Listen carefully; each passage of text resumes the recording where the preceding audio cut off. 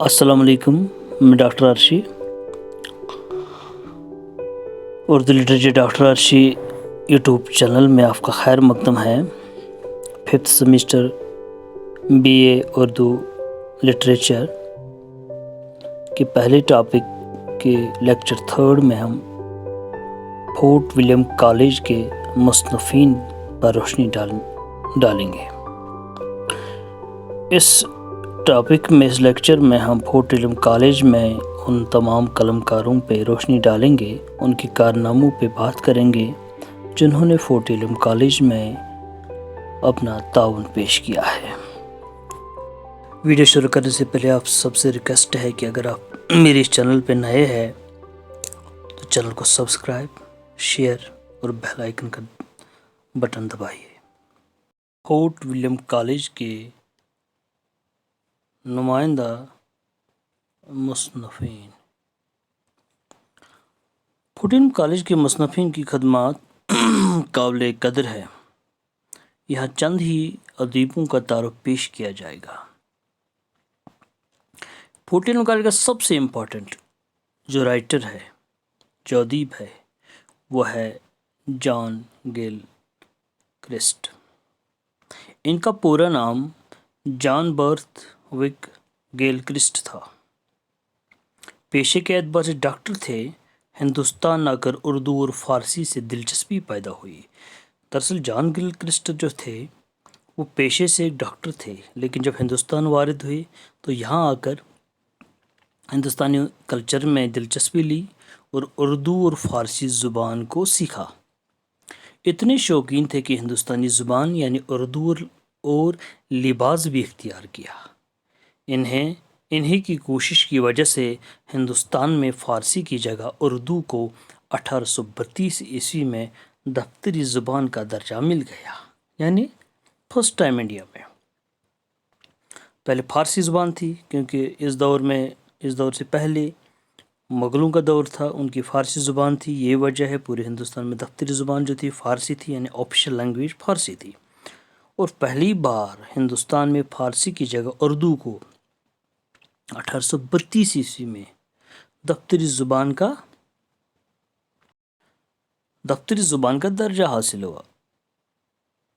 जान ने उर्दू की निहायत खदमत की है।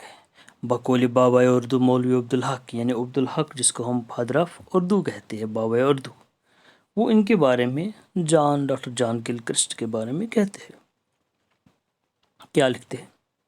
जो एहसान वली ने उर्दू शायरी पर किया था वही एहसान गिलक्रिस्ट ने उर्दू नसर पर किया है। यानी जो एहसान वली दक्कनी ने उर्दू शायरी पे किया, वली ने क्या किया, वो दक्कन से शुमाली हिंदुस्तान आए और शुमाली हिंदुस्तान में उर्दू शायरी का चिराग जलाया, क्योंकि उस वक़्त यहाँ पे फ़ारसी ज़ुबान थी और शायर अपना कलाम फ़ारसी ज़ुबान में लिखते थे।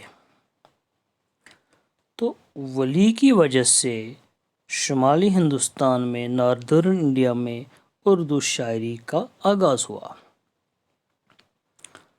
तो वही एहसान गिलक्रिस्ट ने उर्दू नसर पे किया। जॉन गिलक्रिस्ट ने 4 साल तक फोर्ट विलियम कॉलेज में काम किया और 30 साल तक उर्दू की खदमत की। 4 साल तक वो कॉलेज में रहे, लेकिन 30 साल तक हिंदुस्तान में रहकर उर्दू की खदमत की। चंद अहम तसानीफ़ ये है: अंग्रेज़ी हिंदुस्तानी लुगत, यानी इंग्लिश एंड हिंदुस्तानी, उस वक़्त की उर्दू। हिंदुस्तान इल्मुल लिसान, लिसान ज़ुबान को बोलती है, इल्मुल लिसान यानी लिसानियात, उर्दू की सर्फ़ व नहव यानी उर्दू का ग्रामर भी। ये 3 किताबें डॉक्टर जॉन गिलक्रिस्ट ने उर्दू ज़ुबान में तसनीफ़ की है फोर्ट विलियम कॉलेज में। सबसे इम्पोर्टेंट अमन दहलवी है। अगर मीर अहमद दहलवी की बात करेंगे, फोर्ट विलियम कॉलेज का सबसे नुमाइंदा نام ہے، سب سے اہم نام ہے، سب سے اہم کارنامہ انہی کے زور قلم سے وجود میں آیا ہے، یعنی باغ و بہار۔ میر امن کا اصلی نام میر امان اللہ تھا یا میر امان تھا، اصل میں میر امان اللہ ہے۔ دہلی میں پیدا ہوئے، فورٹ ولیم کالج کے اہم ادیب مانے جاتے ہیں۔ میر امن دہلی جو ہے دہلی میں پیدا ہوئے، لیکن اس کے ڈیٹ آف برتھ پہ اختلاف ہے۔ اکثر محققین اس سے نابلد ہے، ناواقف ہے، تو لیکن آپ یہ اتنا ہی یاد رکھیں کہ میر امن دہلوی جو ہے دہلی میں پیدا ہوئے، فورٹ ولیم کالج کے اہم ادیب مانے جاتے ہیں۔ جب اس کا ہم نوٹ پڑھیں گے تو اس وقت وہ ساری ڈیٹیل ہم پڑھیں گے۔ یہاں فی الحال بس ایک معمولی سا تعارف آپ کو پیش کرنا پڑے گا، آپ کے کوشچن میں ایڈ کرنا پڑے گا تھوڑا سا ان مصنفین کے بارے میں۔ انہوں نے باغ و بہار 1803 عیسوی میں لکھ کر اپنا نام ادب کی دنیا میں ہمیشہ کے لیے زندہ کیا، ہمیشہ کے لیے، رہتی دنیا تک، کیونکہ 1802 میں یہ کتاب لکھی، کمپلیٹ کی گئی۔ حالانکہ یہ 1802 میں ہی پہلی بار اس کو شائع کیا گیا ہے، 108 پیج کی کتاب، پھر اس کو بعد میں اس نے ایڈیشن کیا اور اس میں بڑھا دیا ہے۔ پھر 1803 میں جو ایکچوئل ہمارے پاس آج ٹیکسٹ ہے میر امن کی، جو باغ و بہار جو آج ٹیکسٹ ہے، وہ 1803 میں کلکتہ میں شائع کی ہے، کمپلیٹ۔ تو وہاں سے لے کر آج تک برابر اس کو سلیبس میں رکھا گیا ہے، یعنی اس کی امپورٹنس کا اندازہ اسی بات سے لگایا جا سکتا ہے کہ آج تک ہمیں باغ و بہار کے اقتباسات پڑھنے پڑتے ہیں، اس کی کہانیاں پڑھنی پڑتی ہے، یعنی اس کا مطلب ہے کہ اردو میں اس کی بڑی امپورٹنس ہے۔ تبھی ہم 220 سال گزرنے کے بعد بھی ہم باغ و بہار کو چھوڑ نہیں سکتے ہیں۔ انہوں نے نوتج مرصع جو عطا حسین نوتج مرصع جو عطا حسین تحسین کی کتاب ہے،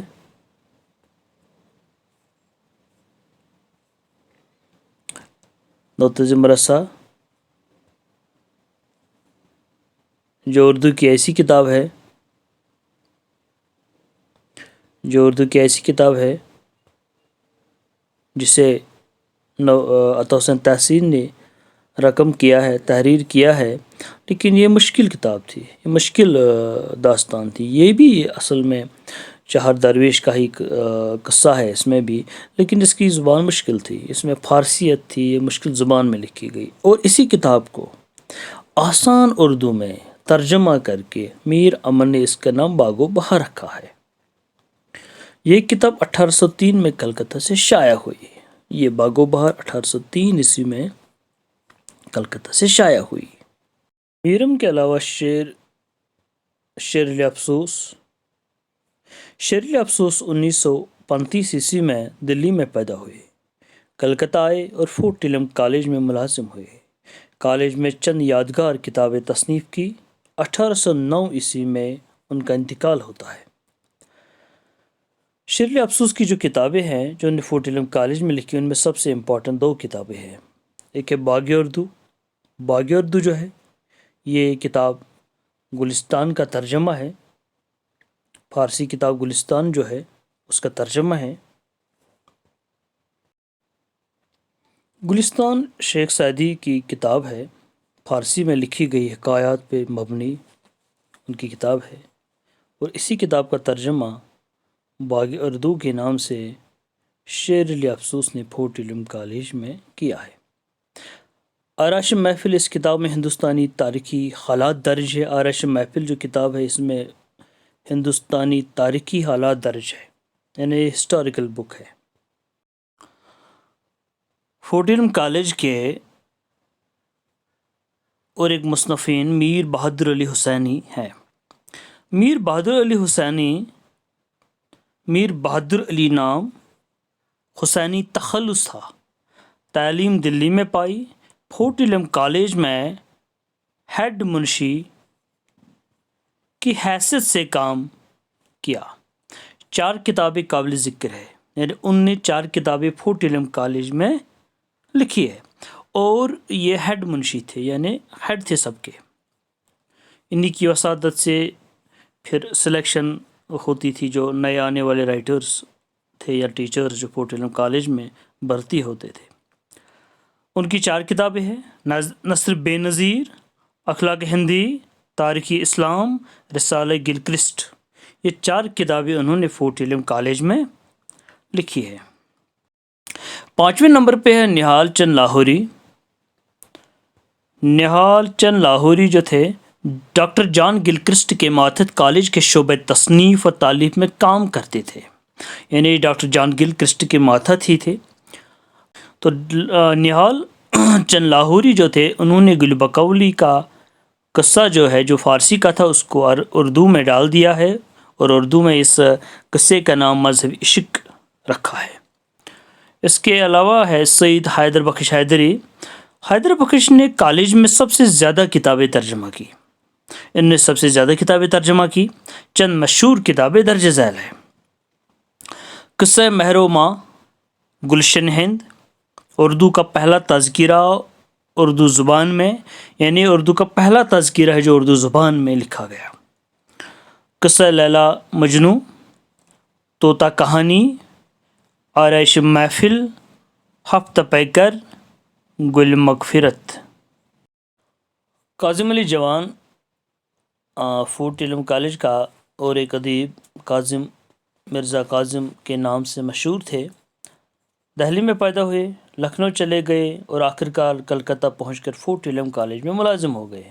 دراصل میں اس لیکچر میں خالی ان کا نام، جو یہ ادیب تھے ان کا نام اور ان کی تصانیف کا تعارف ہمیں یہاں پہ بیان کرنا ہے.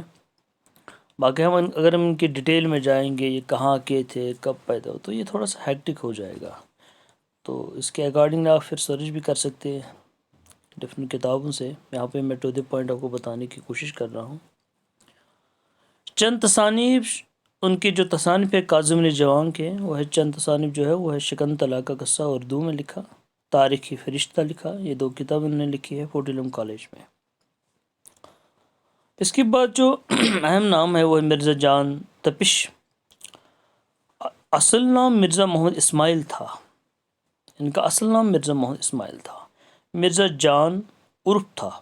عرف آپ سمجھتے ہوں گے، تخلص، عرف، کنیت، یہ الگ الگ چیزیں ہیں، یہ اسم معرفہ میں آتے ہیں.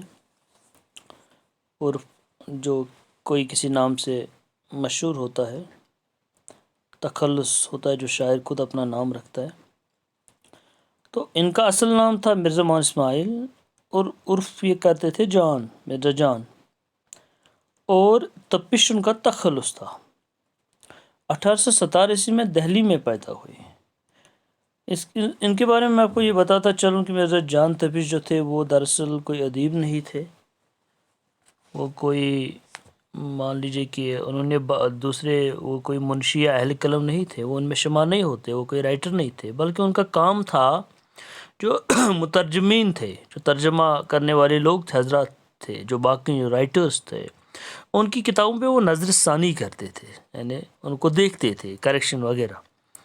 اور جو قدیم اساتذہ تھے یا قدیم شعراء جن کو ہم بولیں گے، وہ قدیم شعراء ان کے کلام کا انتخاب بھی کرتے تھے کہ کس شاعر کا کلام آپ ٹرانسلیٹ کرو. وہ دوسرے جو لوگ تھے وہاں پہ ٹرانسلیٹ ان کو مطلب ان کو ایک گائیڈنس کرتے تھے کہ کس کے کلام کو آپ ٹرانسلیٹ کریں. یا اور پھر وہ جب ترجمہ کرتے تھے وہ مترجمین یا ٹرانسلیشن جب وہ کرتے تھے تو اس کے بعد ان پہ نظر ثانی کرتے تھے کہیں پہ کوئی غلطی تو نہیں ہے، کوئی چھوٹا تو نہیں ہے کچھ، بس یہ ان کا کام تھا.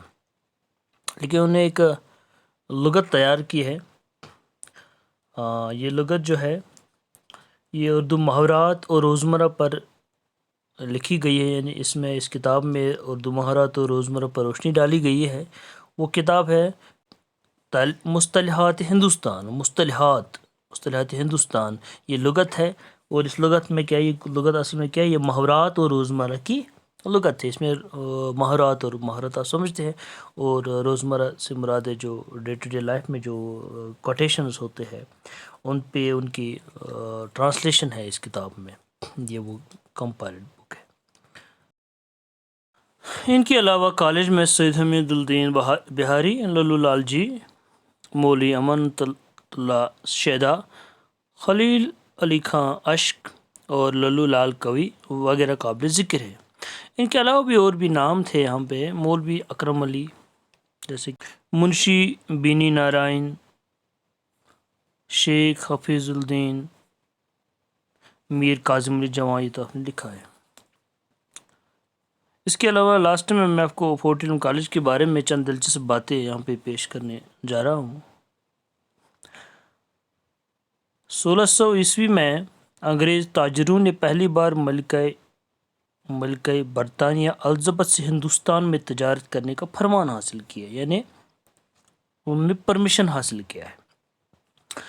جو اس وقت ملکہ تھی، رانی تھی انگریزوں کی، برٹش کی ملکہ الزبتھ جو تھی، انہوں نے ہندوستان میں کمپنی کو تجارت کرنے کا فرمان دیا، یعنی ایک ڈاکومنٹ دیا ہے، پرمیشن۔ دوسرا پوائنٹ ہے، فورٹ ولیم کالج نے خاص کر اردو نثر کو فروغ دیا ہے، خاص کر اردو نثر کو، یہ یاد رکھنے والی بات ہے، خالی فورٹ ولیم کالج میں اردو نثر کو فروغ حاصل ہوا ہے۔ کلکتہ میں فورٹ ولیم کالج کی تعمیر دراصل 1757 عیسوی میں شروع ہوئی اور 1773 عیسوی میں مکمل ہوئی، یعنی کالج بنانے کی ڈیٹ ہے یہ، ایک ہو گیا 1800 میں کالج کو قائم کیا گیا ہے، دوسرا یہ بات الگ ہے، کالج کی بلڈنگ جو ہے جس کی تعمیر ہوئی ہے 1797 عیسوی میں اور 1773 عیسوی میں یہ مکمل ہوئی، یعنی 1757، اور یہ مکمل ہوئی 1773 میں۔ شکریہ۔ اگر آپ کو یہ ویڈیو اچھا لگا تو آپ اس کو سبسکرائب کیجیے گا، شیئر کیجیے گا، اور ساتھ میں بیل آئیکن کا بٹن بھی دبا دیجیے گا۔ شکریہ۔